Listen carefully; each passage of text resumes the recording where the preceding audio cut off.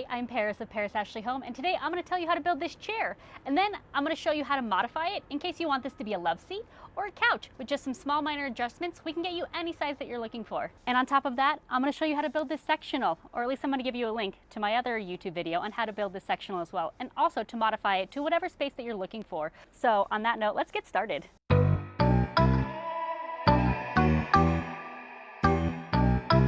So let's get started. With the help of the Home Depot, I was able to get all of the supplies that I needed for this build as well as decor. So go ahead and screenshot that product list.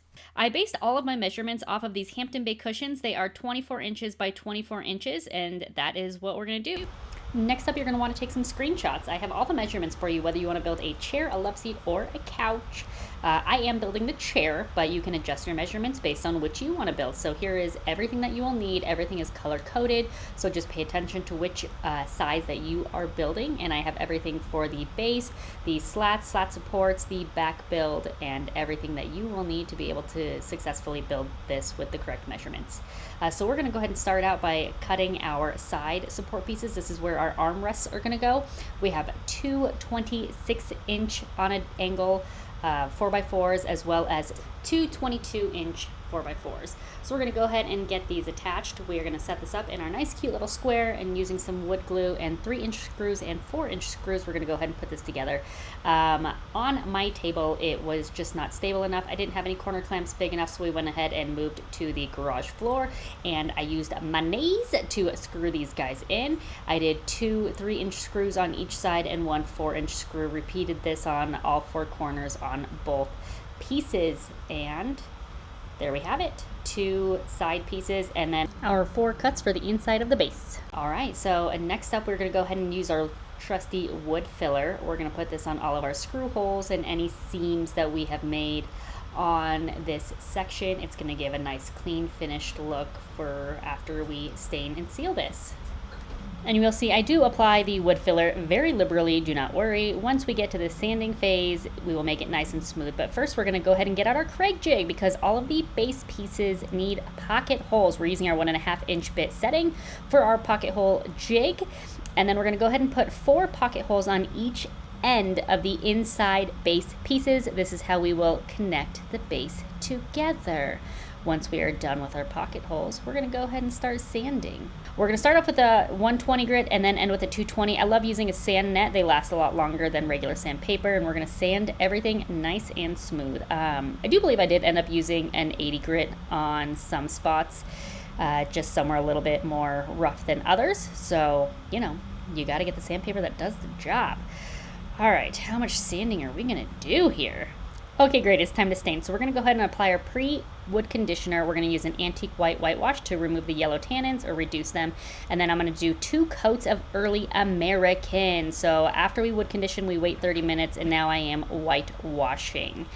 And again, this is gonna reduce those yellowing from the pine wood and give that Early American a nice rich brown look instead of a pink look. Great. All right, we have everything nice and stained, so it is time to seal. Again, I did make a sectional as well. That's why there are so many pieces. Next up, we are doing the spar urethane. Spar urethane is specific for exterior projects, so wood projects. And because I want this to withstand the elements, I will be doing 3 coats of the spar urethane, and I am doing all of the end pieces. I do try and get inside where I made the pocket holes on every piece of wood to make sure that this is as waterproof as it can possibly be. Living in the state of Colorado, we have sun, we have rain, we have wind, we have hail, and I want this to have the best chance of survival for as long as possible. And even on that note, I probably will add another layer of spar urethane once a year or once every other year, depending on how, good I am about doing that.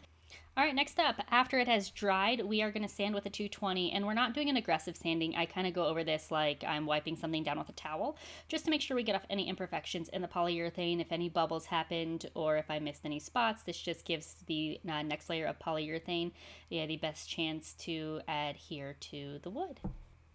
All right, now that we're done sanding, we're going to do a second coat of spar urethane. In total, we're going to do 3 coats of the spar urethane, sanding twice in between those coats of spar urethane, and get that done.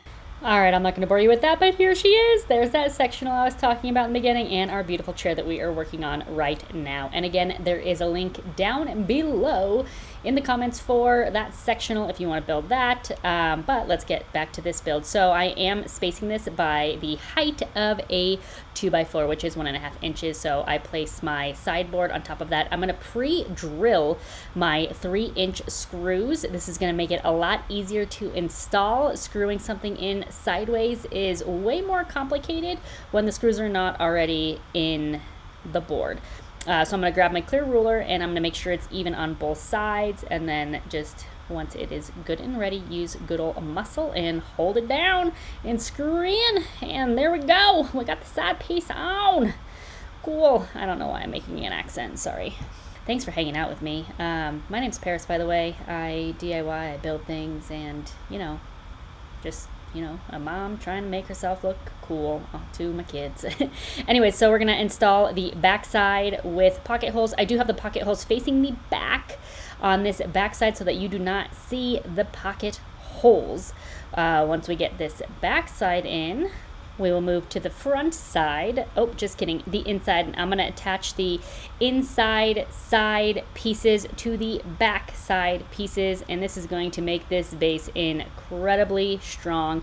Again, I have 4 pocket holes on each side, so there are 3 on each side going into the side pieces, and then 4 pocket holes on each side going into the side pieces, as well as the base support pieces.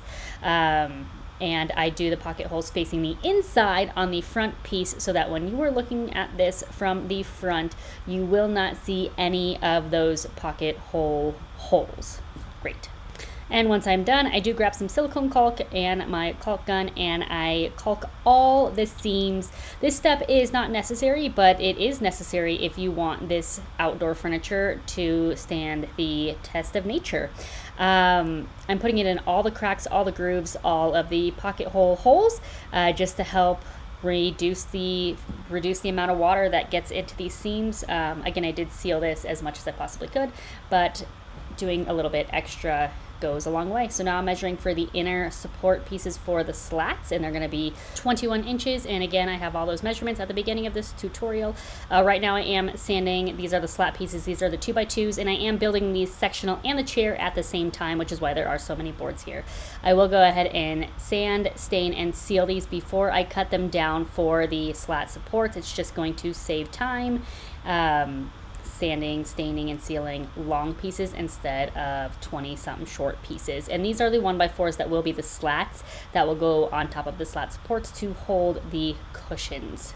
Cool. All right, so now we need to measure for the back. So this is going to be between the 4x4s. Again, the measurements are in the beginning of this tutorial, and we're going to measure for the height and width of how tall I am going to make the back pieces. All right, once we have all of the back pieces cut, we are going to go ahead and assemble. We're going to go ahead and add 2 pocket holes to each side of our long 2x4s. This is how they're going to attach to the sides of these short 2x4s. I did lay everything out first to see how I wanted which side of which pieces to be shown in the front versus the back. There is usually a more rough side of wood and a nicer side of wood, so we want to make sure that nicer side is facing forward. Then I'm going to go ahead and sand everything before we get it attached.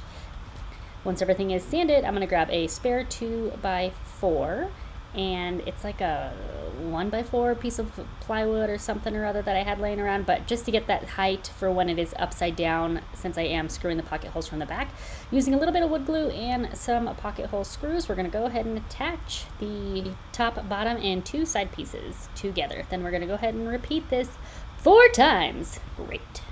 Once that's put together, we need to dry fit. Make sure it fits, because we do not want to finish sanding, staining, and sealing this and have it not fit. And guess what? She fits.